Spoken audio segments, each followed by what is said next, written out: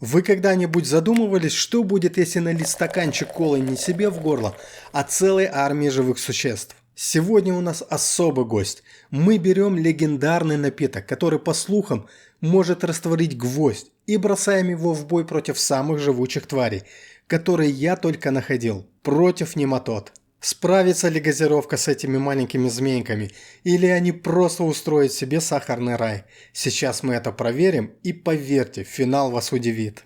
С вами Виктор, и это канал Под микроскопом.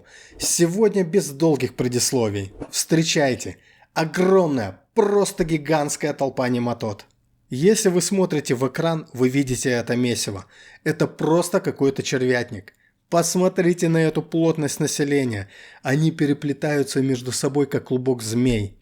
Тут у нас и малышня, и огромные матерые особи. Кто-то даже с яйцами, то есть будущие мамочки. Красота, да? Прям загляденье, если не знать, что это за твари. Ладно, хватит любоваться, давайте устроим им дегустацию. Итак, держим наготове пипетку. Сейчас наши маленькие змейки получат каплю всемирного известного напитка. Опа! Вы видели этот удар? Капля просто вырывается в толпу, как метеорит. Посмотрите на эту реакцию. Они даже не поняли, что произошло. Смотрите внимательно. Вы замечаете? Часть нематод буквально зависла на секунду. Я знаю, это сладкий шок. Им прилетело что-то непонятно сладкое. Ну, оклемались? Давайте смотреть дальше. Прошло меньше минуты. Они приходят в себя, снова начинают шевелиться. Но веселье уже не то. Бегают они, чуть быстрее, чем улитки, но медленнее, чем до эксперимента. Им, похоже, не очень нравится вкус колы. Давайте добавим еще. Глотнем по новой. И снова капля.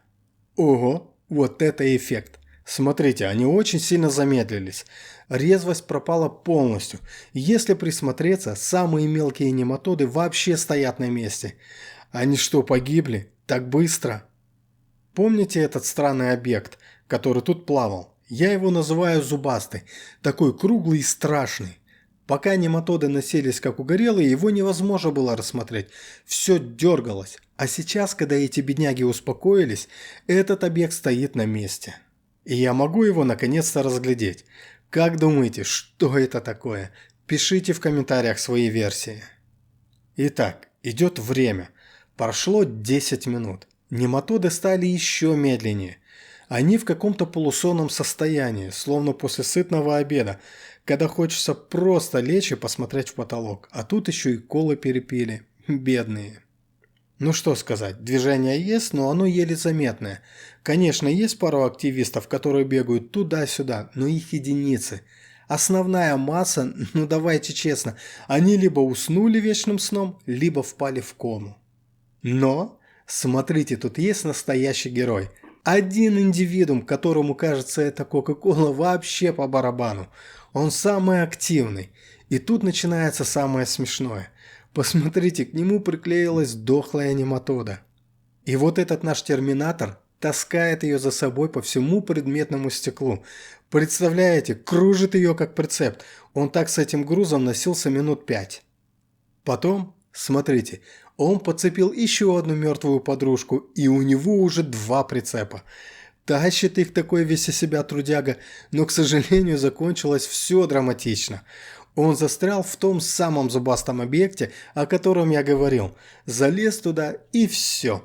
Компания осталась там навсегда. Кстати, я думаю, что этот объект кусочек хитина от какого-то насекомого. Панцирь остался, а сам хозяин давно разложился. Вся эта толпа купалась в коле ровно 30 минут. Результат мы видим, почти все погибли. Ну или почти. Пара особо живучих сопротивляется, но и их почти нет. А теперь давайте проверим одну вещь. Кола — это же не просто газировка, это сахарный сироп. Может, дело не в секретных ингредиентах, а просто в сладости. Давайте проведем чистый эксперимент.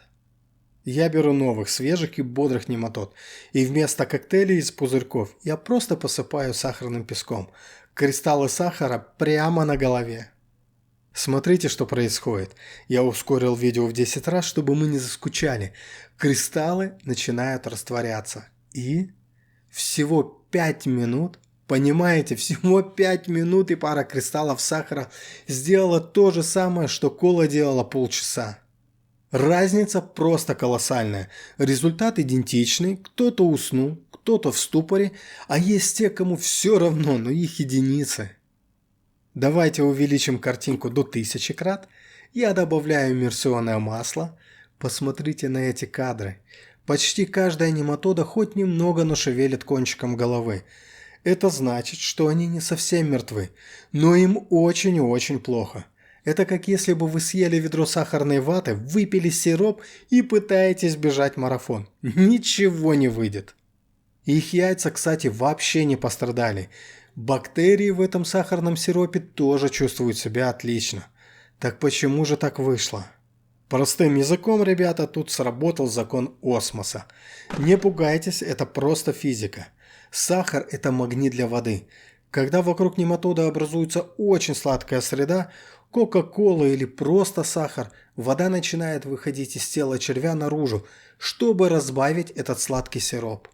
Червячок просто обезвоживается изнутри. Он не просто отравился, он просто высох заживо. Вот почему кола справилась чуть медленнее.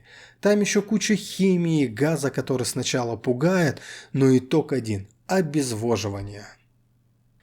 Итак, вердикт сегодняшнего дня. Кока-кола справляется с нематодами. Да, но без фанфар. Она делает это очень медленно, лениво, через полчаса. А обычный сахар, который стоит в 100 раз дешевле, расправляется с ними в разы быстрее. Так что, если вдруг захотите устроить зачистку от этих маленьких змеек, берите просто сахар.